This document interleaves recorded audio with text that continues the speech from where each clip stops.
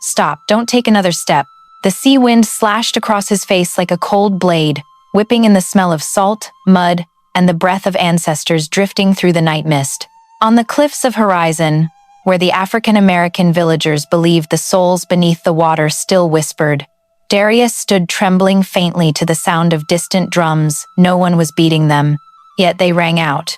Suddenly the ocean split open, and from the dark water rose a sinuous figure, skin glowing deep green like swamp moss, golden scales blazing like shattered moonlight, casting trembling firelight onto the rock face.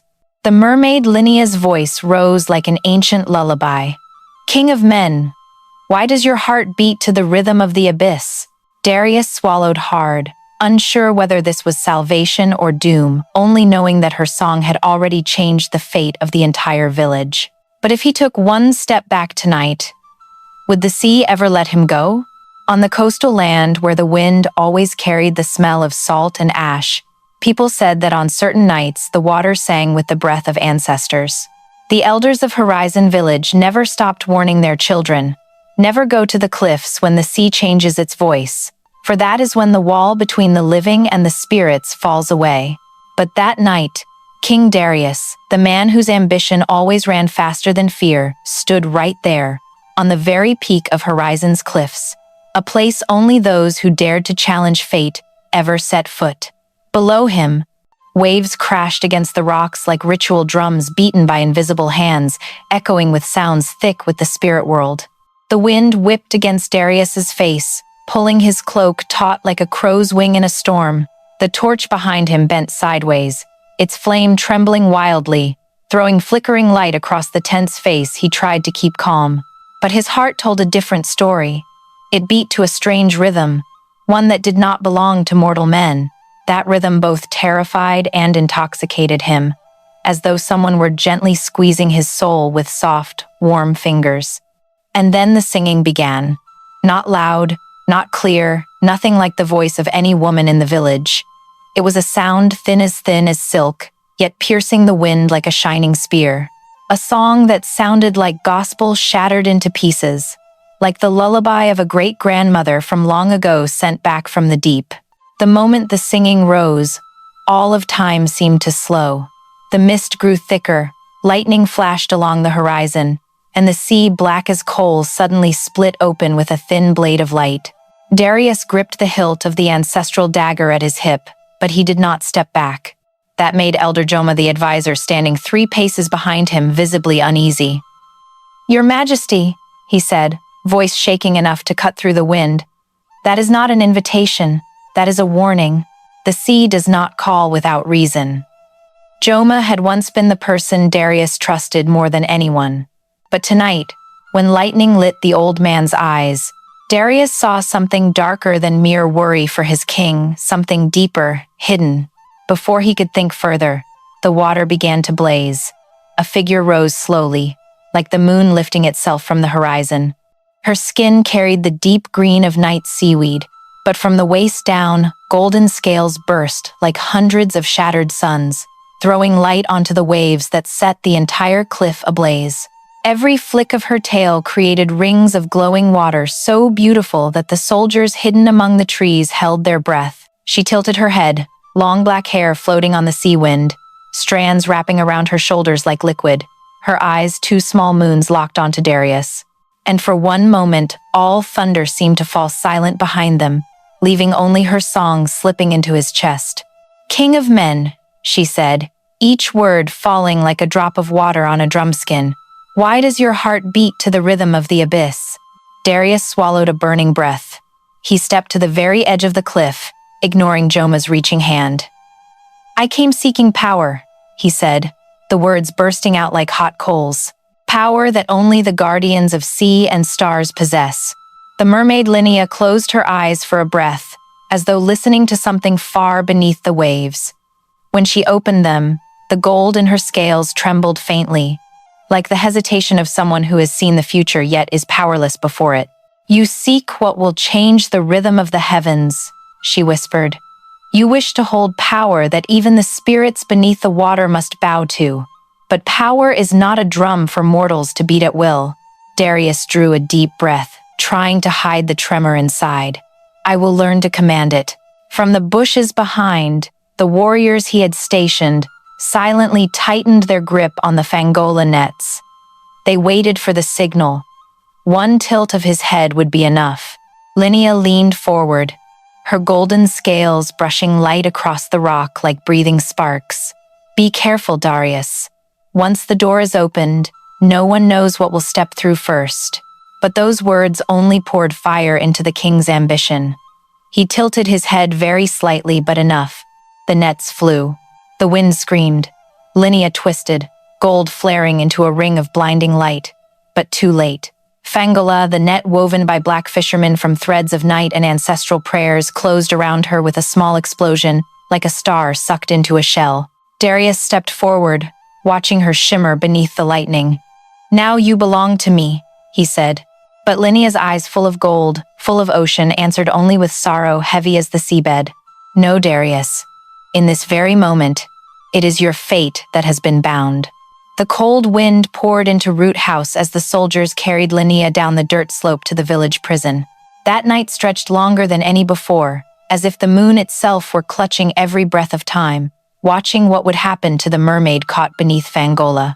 The shell wind chimes hanging over villagers' doors clattered in rhythm, not with the wind, but with something beneath the ground. That something followed them, the shadow of the song Linnea had sung on the sea. Root House sat on the edge of horizon, the place where African Americans long ago had hidden spirits too dangerous to let outsiders see. Walls of gray swamp oak, roof thatched with salt grass, floor forever damp from river water seeping up with every tide. The elders said this was where the ancestors once spoke to water spirits, when sea and people still talked in breaths. Tonight it became the cage for a creature whose golden scales shone like fallen stars. They laid Linnea on the cold earth. The Fangola net, though loosened, still glowed with faint black light, the glow of ancestral prayers woven into night. She touched the ground. Mist rose around her wrists, only to be stopped cold by black iron chains. Those chains had been forged in cremation fire, the kind the village believed even the spirit world feared. When they locked around her, they let out a thin, frightened metallic whimper, as if the iron itself were afraid, not her. Darius stood in the doorway, silent. His face still wore a king's stern mask, but his hands trembled, not from cold, but from the feel of her breath still clinging to him. A warning sunk into his bones. He had thought capturing her was victory. Now, watching her curled on the wet dirt, he felt only a heavy hollow in his chest. Joma stepped in behind him, eyes sharpening at the gold that still burned beneath the chains. Magic stronger than we thought, he muttered. Even bound, she still breathes with the ocean. I don't need her to breathe, Darius answered, but the words lacked steel. I need her to teach me. Linnea opened her eyes. 2 silver half-moons looked straight through him, the way someone looks at a man who chose the wrong road years ago. Her voice came hoarse yet beautiful as night waves. Darius, you think you are shaping fate. Fate is the one shaping you. A cold gust slipped through the wall cracks, tilting the single torch and dragging Linnea's shadow long across the floor. Darius stepped closer, forcing his spine straight to hide the unease. I have chosen, and I will have what I came for. The power of the stars beneath the water. I will not step back again. Linnea did not answer at once. She tilted her head, listening to something far below the earth. This was not the silence of defiance, but of foreknowledge. She closed her eyes, and the whole room seemed to change temperature, from cold to damp, from damp to the feeling that water was crawling up from the ground itself. Joma shuddered. She's doing something. She's calling. No, Linnea cut in, eyes opening, gold flaring softly along her scales. Not me. The storm. The storm has tasted the air, and it believes you. She looked straight at Darius, have awakened it to trade the places of sky and sea. Darius frowned. Storms have no will. Linnea gave a soft, pained laugh. To men, no. But to the spirits who have watched blood spill into water for centuries, they do. The crack between worlds has long waited for a fool to knock. And you, Darius, you just knocked. A deep thud came from the doorway, not human, but the earth itself exhaling. Grains of sand on the floor began to dance, touched by invisible fingers no one could see. The torch flame swayed wildly, the signal every soul in the village understood. The sea was changing its pulse, the worst sign of all. Joma took a step back. "Your Majesty, perhaps we should—" "Quiet," Darius snapped, but his voice cracked. He crouched close to Linnea, staring into eyes where his own reflection trembled in gold. "Tell me, this curse, did you bring it?" She looked at him so long he thought she would never speak. Then she shook her head, slowly. "I didn't bring it. I heard it long before I ever saw you. It was looking for someone to bind itself to, and now it has found. Me? No," Linnea said. "Not only you." Lightning flashed beyond the door. A deep crack shuddered under the ground, rocking Root House gently. For the first time in his life, Darius felt he was no longer the one being steered. The feeling chilled him to the marrow. He looked at Linnea, she looked at him, and between them hung something still unnamed. Fear of what was coming, and the truth that neither of them could stop it alone. Outside, the wind shifted. Drums no one was beating began to sound. That night dragged on, heavy as though time itself feared to set foot on land where the curse was threading itself into every grain of sand. When the invisible drums outside the village finally fell silent, Root House sank into a silence so thick each breath echoed back from somewhere farther than the body. Darius stood near the door, hand resting on the hilt of the ancestral blade, not to draw it, but to remind himself he still belonged to this world, that he still had roots in the earth. Yet the ground beneath his feet was turning soft, as if water were rising underneath, trying to push him off the place he knew. Linnea sat motionless, eyes half-lidded, listening to something no mortal ear could catch. Torchlight struck her golden scales. Every small shift scattered flecks of light across the room, making the shadows on the walls dance. For an instant, Darius glimpsed old spirits in that darkness. Those who had crossed the deep sea, those the sea had swallowed, those who never came home. No one spoke their names, but he felt them watching, weighing the choice he was about to make. The wind shifted again. This time it carried no salt, only hot earth, raw metal, and the rotted ash of ancient rites. Darius knew the sign. The current of the middle world was rising to the surface. The village shamans had once whispered that when the veil grew too thin, the spirit realm exhaled into the wind, and that wind would seek the weakest hearts. Darius did not know what kind of heart he had, but he knew he had gone too far to turn back. Inside the prison, moisture began to bead on the wooden ceiling. Drops fell onto Linnea's scales and, strangely, glowed softly, as though each drop were a star someone had let fall from the sky. Darius had never seen magic work while sealed. It only made him hungrier, even as the part of him that still knew fear shrank smaller. He glanced at the half-open door. Outside, the night moved slowly. Trees changed shape, as if the ground were lifting and lowering them to the beat of a giant drum no one could see. From far off came the sound of water hitting shore. Yet it was not the voice of waves. It was something crawling up the land from the ocean floor. Darius turned back to Linnea. She sat quietly, black hair spilling over her shoulders, golden scales trembling whenever wind slipped through the wall cracks. No defiance left, no challenge, only the stillness of someone who has watched too many lives to still believe in the power of ambition. When firelight touched her face, he saw thousands of stories in her eyes, thousands of souls, thousands of storms that had tried to bend the order of things. All of them had failed. No one spoke, but the silence grew so heavy it felt ready to crack. Darius's throat went dry. He had never been a man for stillness. His blood always demanded motion. Yet tonight the only thing moving inside him was the sensation of being pulled out of his own body, his soul sliding toward the edge of a door never meant to open. A ribbon of ice ran down his spine. He knew it did not come from Root House. It rose from his own chest. A strange twisting, as though his heart were being reshaped. He pressed a hand there.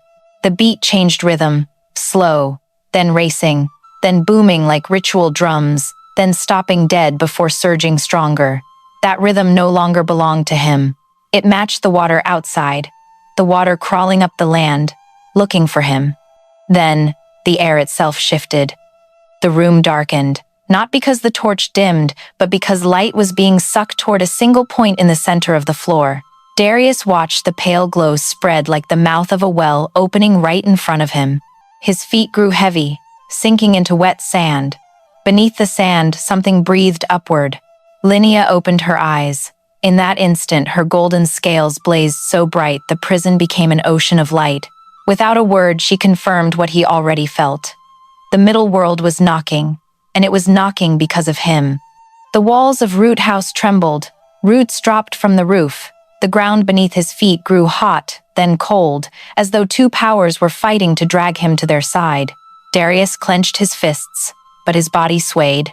He thought he heard whispering, calling him and mourning that he had come too late. Old as stone, grinding stone, young as a child out of breath, vast as the sea and narrow as his own chest. The storm had not arrived, but the spirit of the storm already stood in the room. And in the deepest part of his heart, Darius knew the road he had demanded had begun to open. The ground beneath Root House shuddered again, harder, as though a giant hand were testing the thickness of this world for the weakest spot to break through. Darius stood frozen in the middle of the room. His eyes stared straight ahead, yet his mind was being dragged somewhere beyond sight. The wind inside the prison whirled, no longer the wind of night, but wind from places that belonged to neither land nor sea. The torch smoke bent left, then right, torn between two different spirit currents. Mist began rising in thin layers from the floor, at first only damp wisps, but soon they curled into ancient curves, the same symbols the people of Horizon once drew when they begged for rain. The air filled with a strange smell, not salt, not hot earth, but the scent of metal buried too long in river mud and suddenly yanked free. Darius bent slightly and saw water spreading beneath his feet, not deep enough to puddle, yet enough to twist his reflection until he looked like a man no longer entirely human. His heartbeat still refused the rhythm of ordinary life, pounding to some unseen drum. Each beat dimmed the room's light, then flared it brighter, as if the world were trying to match him, and could not decide whether to accept or reject him. Fear had already left him the moment the sand turned soft. What remained was the sensation of being pulled down a road no one else could walk for him. In the corner where darkness still kept its shape, Linnea watched. The gold on her scales no longer blazed. Now it glowed steady and gentle, moonlight on still water. Every breath she took seemed to move in time with the water spreading across the floor. She did not try to rise, did not try to break free. The space around her had accepted her, part water, part sky, part the very middle world Darius was drifting toward. The sound of water beyond the shore rolled deep into Root House. Darius felt the shift of the sea, though it lay miles away. The tide was turning. That never happened this season, and only when the sea wished to speak to the land. The ancestors of Horizon had said that when the sea changed its current, a great spirit was redrawing the borders of the world. The storm had not yet come, but the ocean had already begun writing its prologue. Darius closed his eyes for a moment, trying to anchor his mind inside his body. Images flashed behind his lids. Old battlefields, the throne he had sworn to defend. Mountain nights when wind howled through camp, and he believed power was the only path. But among them, something else pushed in, the gold of Linnea's scales. That small light now took up the largest space in his thoughts, as if it were the only tether keeping the world from tearing in two. When he opened his eyes, the room had changed. The floor was no longer flat. It rose and fell like water lifted by wind. Thin strands of light wrapped his ankles, fragile as silk, strong as chains. He took one experimental step. The ground answered with a deep hum. A drum struck from beneath his soles. Each footfall sent ripples outward, pushing mist and light aside like the surface of a lake touched by unseen fingers. The door of Root House slammed wide as a hard gust tore across the village yard. No one stood there, only the night itself breathing. Through the opening, Darius saw the horizon glow pale gold. Not sunrise, not fire, but starlight striking water at an impossible slant. The sea was sending a signal. Those who lived by it knew, when the stars touched the waves that way. Something was rising from the abyss. No voice called his name, yet he felt summoned, not by words, not by command, but by the trembling of the world itself. He turned back to Linnea. She did not smile, did not sorrow. She simply looked at him with the calm of a knight that has already accepted its fate. The gold on her scales flickered once, acknowledging that he had crossed a threshold no one returns from on the same feet. Wind rushed through again, this time carrying the breath of two worlds brushing against each other. On the ground, water rose in perfect circles, the footprints of a spirit moving upstream. And Darius knew. That night, the storm had not chosen a sky. It had chosen his heart. The night crawled across Horizon Village like a long shadow that knew how to breathe. And in that breath lingered the smell of change, the smell of something leaving its ancient hiding place to find a new path up through the earth. When Darius stepped out of Root House, he felt the ground beneath him had already changed. It was no longer the familiar surface he had been born to, the one that once carried the footprints of an ambitious king. Now it was soft, and the water pulsing underneath moved to a rhythm that did not belong to this world. He heard a low murmur rising from deeper than soil, the sound of ancestors discussing him in the broken language of wind and water. Above, the sky was not the pure black of ordinary night. It had split into layers like giant cloths laid over one another, each a different shade: deep indigo, sea violet, then a pale, nameless gold. The same gold that lived in Linnea's scales, not blinding but hazy, as though her power were bleeding into the dark itself. The stars leaned toward the ocean, dragging long tails of light behind them, turning the heavens into a lake about to be sucked under by an unseen current. Down at the foot of the cliffs, the sea no longer obeyed the wind. It breathed on its own. Each wave that struck the rocks carried a sound deeper than ordinary surf. Darius listened and felt those layers of sound lock into his heartbeat. It made him stand straighter, not from pride, but from the knowledge that the ocean had recognized him. There was no way to pull a foot back from a summons like that. Behind him, Root House stood open. Torchlight spilled a soft halo over Linnea's body, turning her golden scales into ritual circles older than memory. Though bound, she remained the center of every motion in the night. Water flowed toward her. Moonlight tilted toward her. Even darkness gathered close to listen to her breathe. Darius saw clearly that the world treated her as a doorway, a living cord between sea and stars, between men and the hidden force beneath all creation. He left the threshold and walked the dirt path down to the shore. Wind slapped his face with cold rags. Every step sank slightly, as though invisible hands were cradling his weight. That should have frightened him. But inside his chest rose a different feeling, the feeling of being chosen, even if being chosen might shatter the world he stood on. Far off, drums began again, not drums beaten by human hands, but drums of the earth itself, dust striking dust, roots knocking roots, stones grinding as the underground rivers shifted. The sound rolled outward in waves, making the leaves on wooden houses sway. In the village, children slept on under hand-woven blankets, but the old ones opened their eyes. They knew a greater night was passing outside. They had heard the stories of nights when the spirit world crossed the land like a herd of unseen elephants. No one saw the feet, only felt the ground shake in their ribs. Darius kept walking. No one followed, yet he felt another current of air walking right behind him. It was not Linnea's breath. Hers tasted of salt and open sea. This carried the ash of old ceremonies, the scent of generations turned to spirit, still watching their descendants choose their own fate. It did not force him, it simply walked with him, a reminder that the road back was already fading. At the cliff's edge, the sea began to glow, the soft glow of moon on water, except the moon was hidden behind cloud, so the light could not come from the sky. It rose from below. Darius stepped to the rim and looked down. The water was no longer blue, no longer truly black. Pale golden ribbons floated and twisted inside it, parting and rejoining, exactly like the light that had once spilled across Linnea's skin when she touched land. In the center of that swirl, a shape was forming, Not man, not fish, but the first sign of the storm looking for him. The wind turned suddenly colder. His heartbeat stumbled, and in that skipped beat, Darius understood. This was not merely the night before a storm. This was the night the world rebalanced itself. The path he had chosen no longer allowed retreat. Every motion of sea and sky now pointed toward him, as though he had become the center of the change, though he was only a man standing on a cliff. He did not know whether he was being invited or thrown into a fate larger than himself. But he knew this. Once he took the next step, the night would no longer belong to humankind. It would belong to the hidden powers reclaiming their voice. And in the crash of waves against stone, he heard one cold truth. His heart was where the storm would rise first. Darius stood at the very lip of the cliff, gazing down at the golden ribbons churning in the heart of the sea like an ancient water drum beating itself.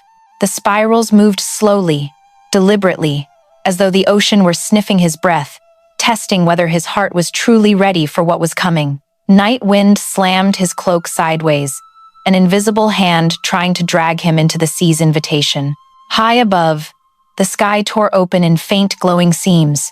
Stars spilled their light downward, reminding him that every motion he made was watched not only by the earth but by the heavens in perfect silence. Behind him, the dirt path back to Horizon Village faded into darkness. No living soul stood there, yet he felt every pair of ancestral eyes open and fixed on him, from deep inside tree roots, from the stone under his soles, from the very wind passing through his throat.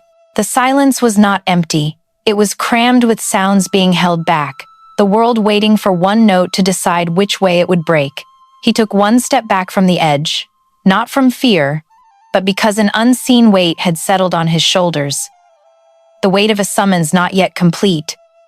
A door only cracked open. He felt the water pulsing beneath the marshy ground rise higher.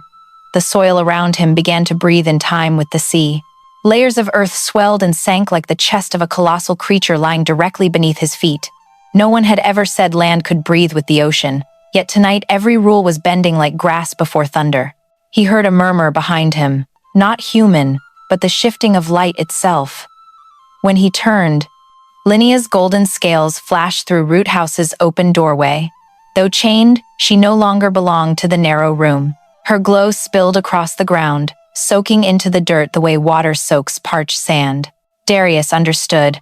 The bond between her and the coming storm could not be broken by iron or mortal cage. The spirit world did not care about shackles. It only cared who was crossing the boundary between realities. Cold swept the back of his neck. The air grew thick with the smell of rain that had not yet fallen. From the low forest came a single drumbeat, low, distant, yet clear as a mother calling her child from the edge of the world. The elders of Horizon had always said that when that drum sounded without human hands, an ancient force was seeking its successor, or seeking someone to fill a role left empty too long. Darius did not know which he was, but the beat sank into his ribs, knocking his heart off rhythm once more. Below, the sea moved harder. The golden vortex widened like an eye slowly opening to stare at the land. Wind tore through the valley, whipping dust into curving lines that looked like ancient script.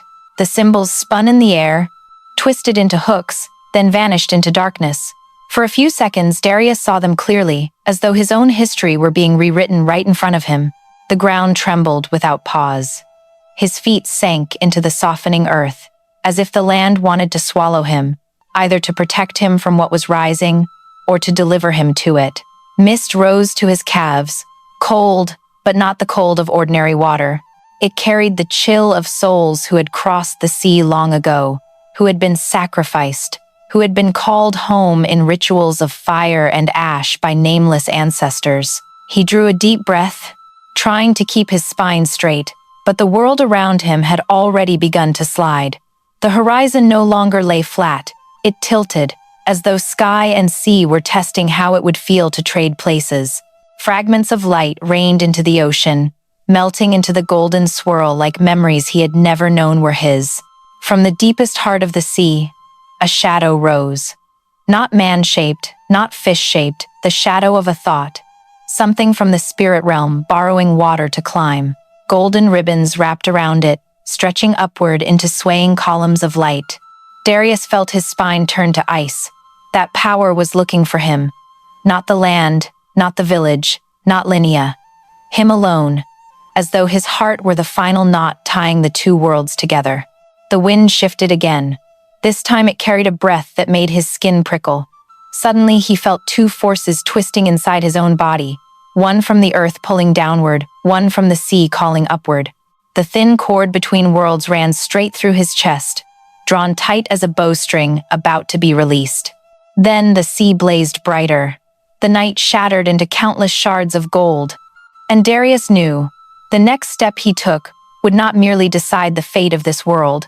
It would decide which world would claim him in the end. The sea below widened its circle of light, no longer a violent whirlpool, but a slow, gentle opening, like a door easing apart across the water's skin.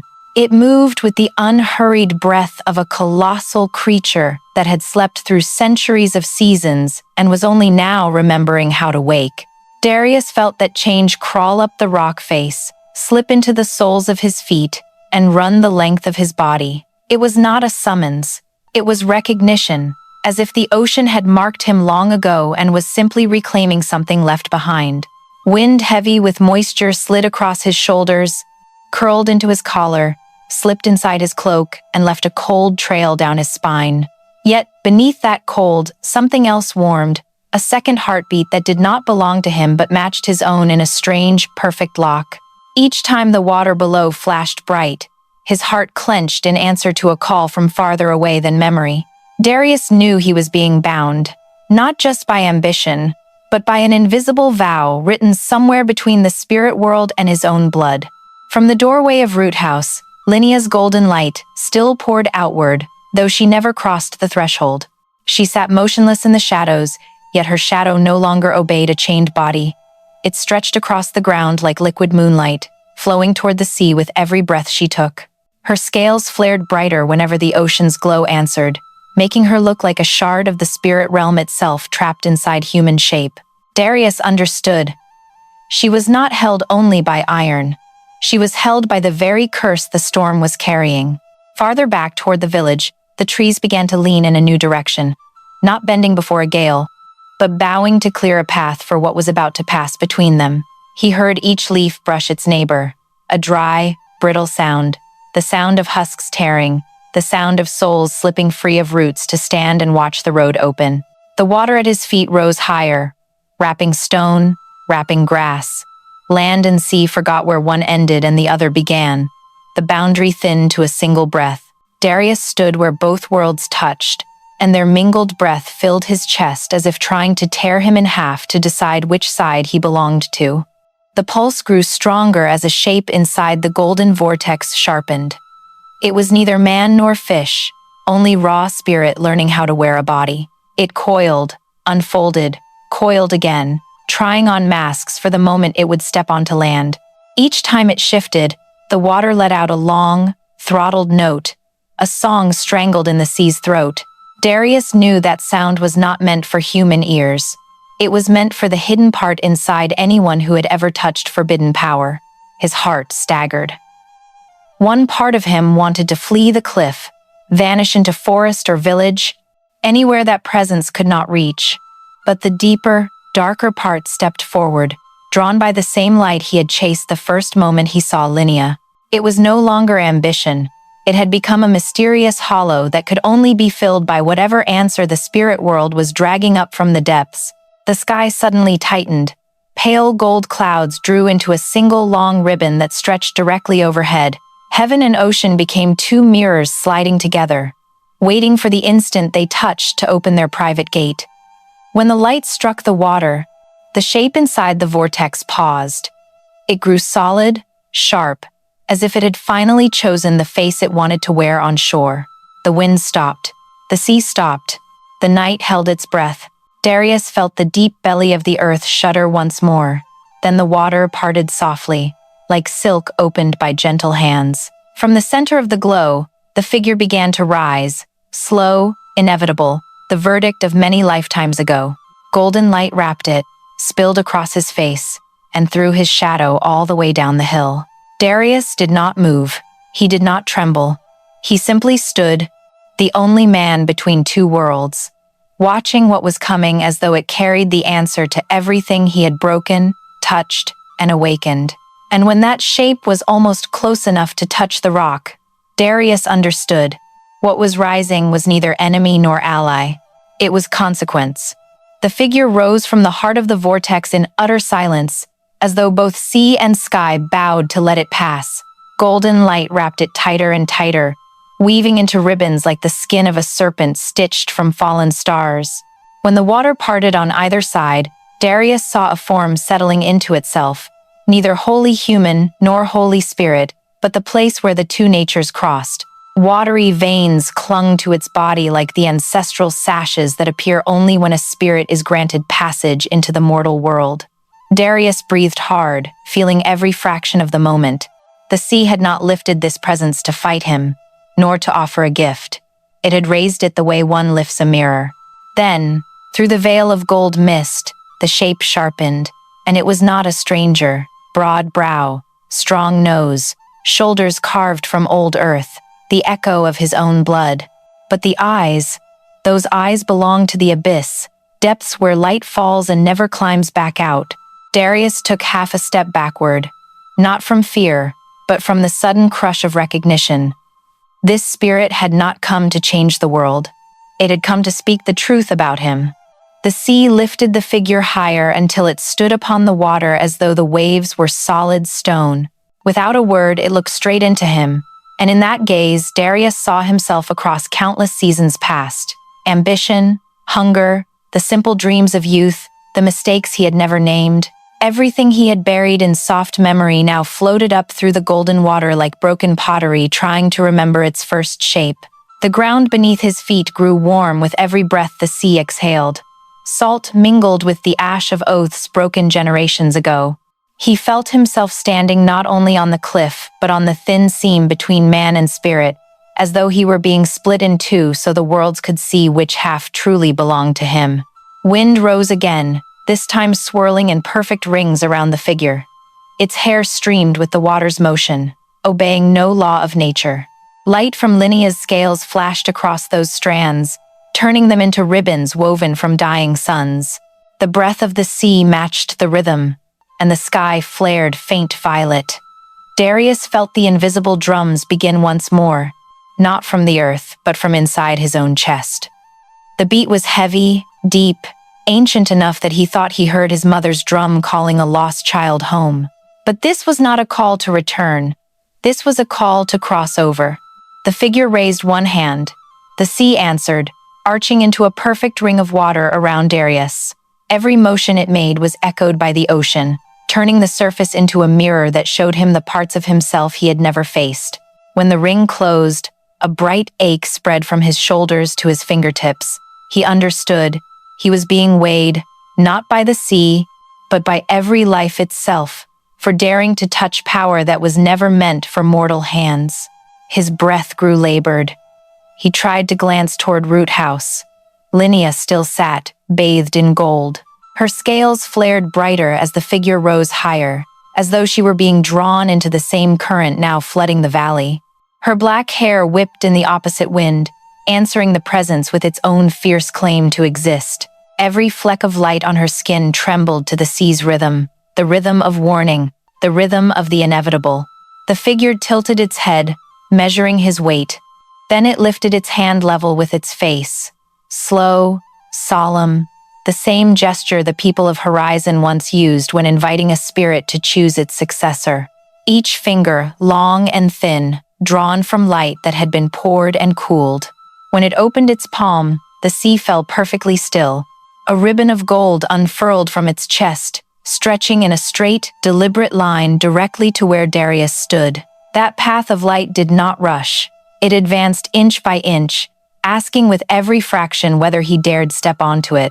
Darius stood motionless, but his heart had already leaned forward long ago. The gold slipped between stones, between blades of grass, between the last drops of mist still clinging to his skin. The world no longer shook with an approaching storm. It shook with the decision he was about to make. Then the moment arrived. The light touched the tips of his boots, gentle enough to refuse, strong enough that refusal was impossible. The earth behind him gave one small forward push, as if even the land had let go. And in that instant, Darius understood. The figure had not come to fight or punish. It had come to hand him the debt he incurred the moment he reached beyond the limits of mortal men. A debt that could only be paid by stepping, of his own will, onto the glowing path now open before him. As the sun dipped behind the Kalimba Mountains, its last golden rays spilled across the sea like a gentle farewell from the spirit world. Horizon had grown quiet again, but in that stillness pulsed a story far from over. Linnea stood at the water's edge, her golden scales catching the dying light like living memories. She knew the storm had passed, yet the middle realm had not gone back to sleep. The star spirits were still stirring somewhere between worlds, waiting for the next soul brave enough or foolish enough to reach for them. Darius had vanished into the light, but the sky still carried signs that his journey had only begun. On certain nights, if you stand motionless by the shore, you can hear the footsteps of a king without a body, still guarding the land he loved, in a way deeper and quieter than any throne ever allowed. And somewhere, just beyond the edge of the visible world, a new gate is already creaking open, for part 2 of this tale. The lesson left behind is simple yet unbreakable. Power without understanding destroys, but a heart willing to listen like Darius when he finally stepped into the gold can heal even what seemed forever broken. True balance never comes from control. It comes from surrender and reverence for forces greater than ourselves.